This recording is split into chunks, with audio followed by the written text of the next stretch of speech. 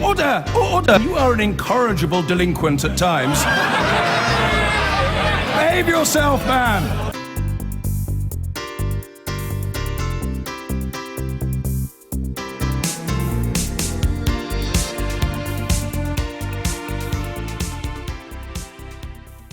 Now, Russia, Iran and Turkey say they are ready to broker a deal to end the Syrian war after talks in Moscow held without the United States, without the United Nations.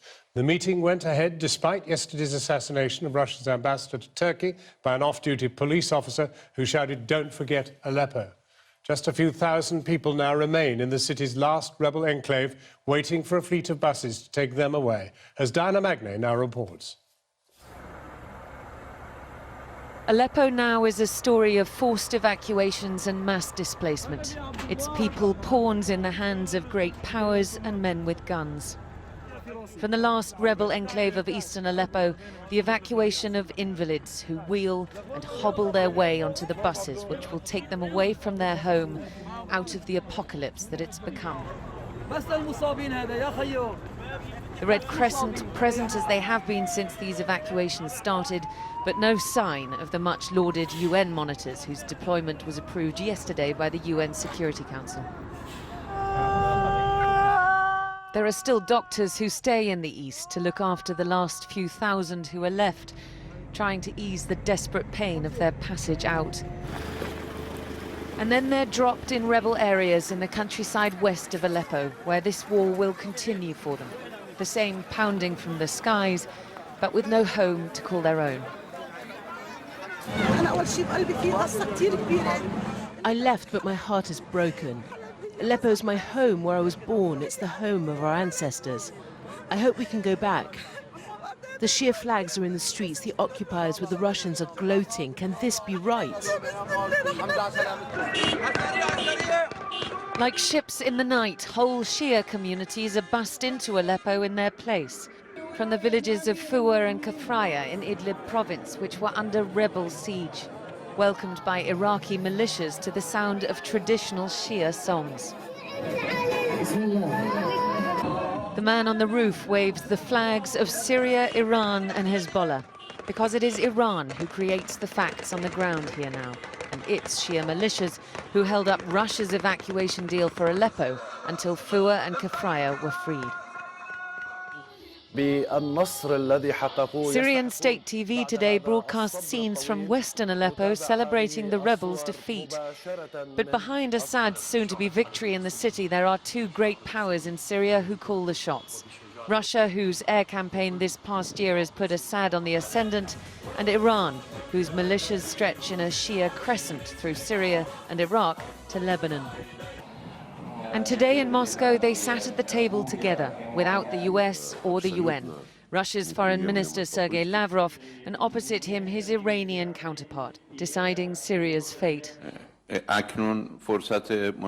a good moment for us to understand that it's time to provide help for the Syrian people and start political talks to find a political solution, considering that there's no military solution to the Syrian crisis, only a political one. A political process which, together with Turkey's foreign minister, they vowed would include Syria's President Bashar al-Assad.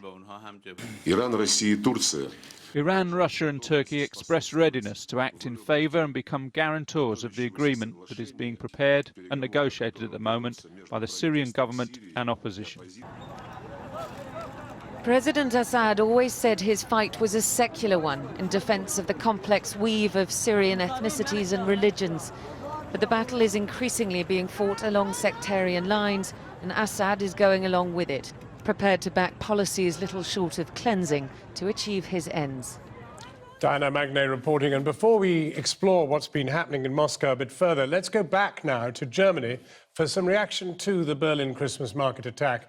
And we're joined from the city by Matthias Kollatz-Achenen. He is a regional politician from the left-leaning SPD party. Matthias Kollatz-Achenen, the police operation does seem really to be in some trouble tonight. It looks very unlikely that they'll ever find the man who did this.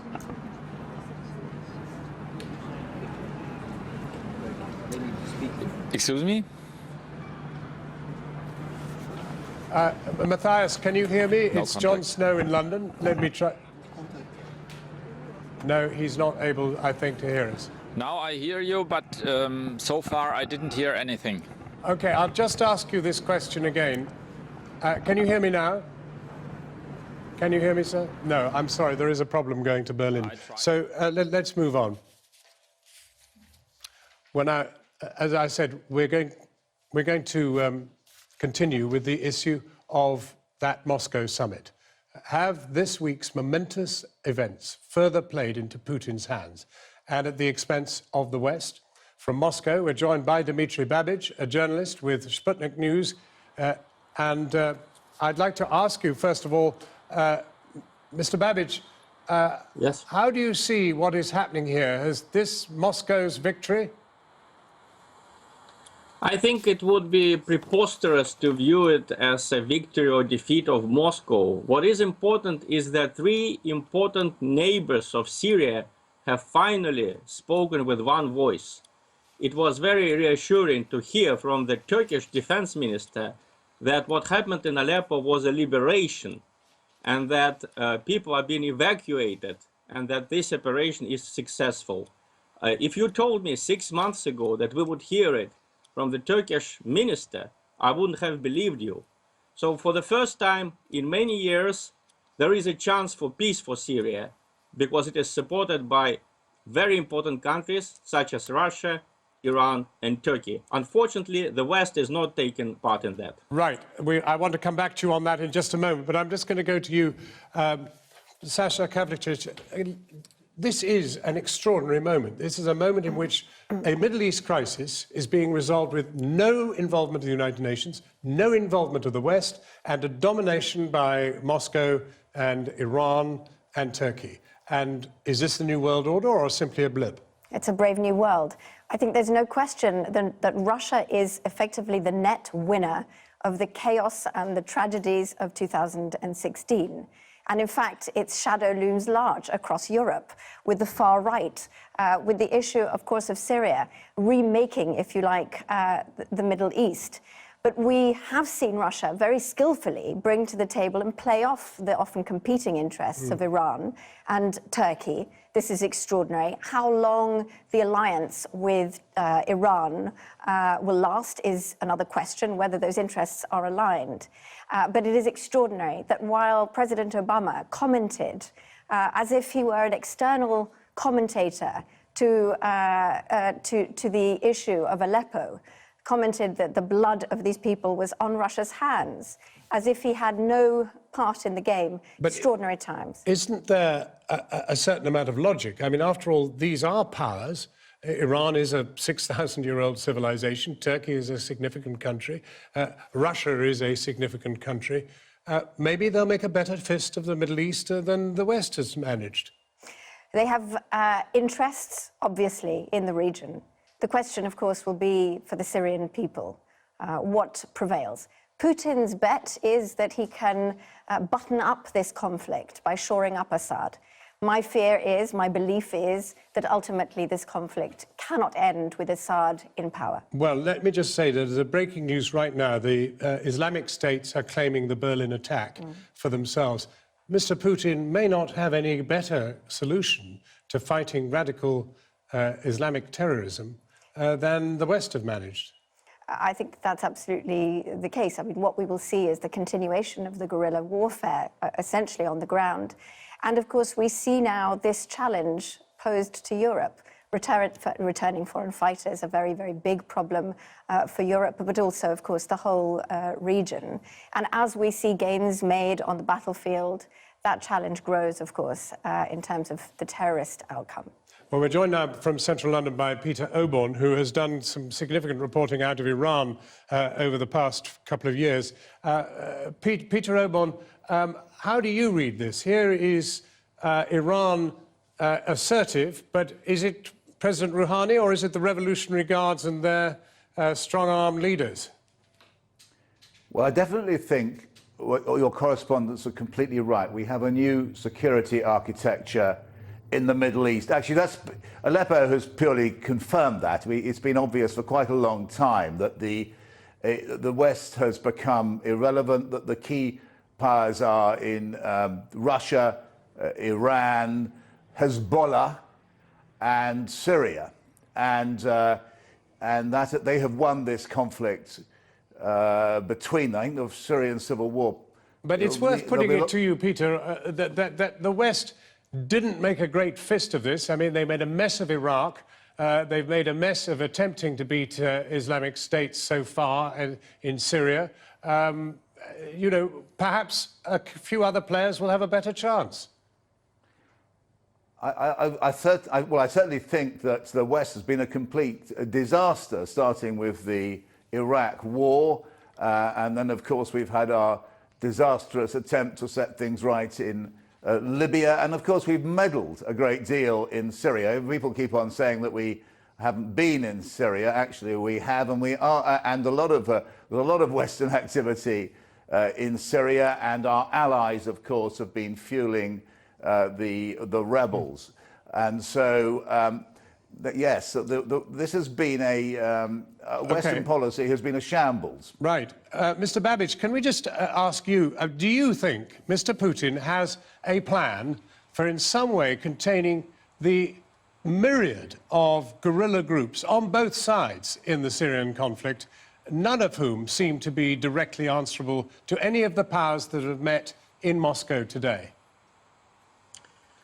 Well, I don't think that we have solutions for everything here in Moscow. Russia's goal in Syria is pretty limited. I can tell you the two elements. The first element is to prevent the creation of a terrorist extremist state of quasi-Islamic character. We had a terrible war in Chechnya until the funding for the terrorists there came from abroad, so we don't want another situation like that. And the second is to stop the juggernaut that has been removing governments, good or bad, in the Middle East since 2003, you know. So these are the two goals which Russia wants to achieve in Syria. Of course, we cannot resolve all of Syria's problems. It's up to Syrians to elect their government and to decide how they're going to live in future. Right. Okay. Well, Sasha Kavlovich, how do you respond to that? And what do you foresee in 2017? I mean, 2016 has been one of the most dreadful years since the Second World War. Yes. What is coming up? Well, the question is how long Putin wants to be engaged. With an economy half the size of Britain's, this is expensive work. But then again, Russia's foreign policy has always been a function of its domestic needs, and I believe is very popular. So he will play those issues off domestically. The big unknown factor, of course, is Donald Trump and how he comes in on this world stage. Of course, there are signals that it's going to be a much warmer relationship with Putin. Where he comes in on this question of Syria, though, is something of an open-ended question. Let's ask Mr. Babbage about Mr. Trump. I mean, is Mr. Trump going to be a great assistant to Mr. Putin, or do you think, in fact, that the American system will ensure that he behaves himself? I don't know what you mean by behaving oneself. If he starts to behave like Barack Obama, then it will be a disaster. I think Obama has been the worst president in the history of the United States. Just look at the results in Syria, in Libya, and especially with the election in the United States. Donald Trump, I think, is a big enigma to us. So far, on the emotional level, he reacts in the right way. For example, he reacted in the right way to the terrorist act in Berlin. Instead of, doing this wishy-washy hesitation like Chancellor Merkel, who shied away from calling it what it was, he called it what it was. Okay, let me pause you there. Let me pause you there, Dimitri. Let me pause you there for the moment. Peter Obon, what do you make of it? I mean, castigating Mr. Obama, a sort of enigma in Mr. Trump. How do you foresee the next few months in terms of what happens between these powers? Well, there's a very interesting paradox about Trump. On the one hand, he has said that he wants to do a deal with Mr. Putin, And that first summit meeting will be quite something. But on the other hand, Mr. Trump's rhetoric against Iran has been really pungent. Now, whether you can be against Iran and be committed to its downfall and in favor of Putin is a very nice point, given the closeness of that alliance. And something you said just now was interesting. The American deep state is deeply opposed to any sort of deal with Putin. The CIA is sort of mutinous, it's pretty obvious. And whether Trump will be able to bring into effect any of these policies with regard to Putin remains to be seen. Peter Obon, thank you very much for joining us. Dmitry Babich, thank you very much indeed. And Sasha Kavlicek, thank you very much indeed too. I've been getting away with it all.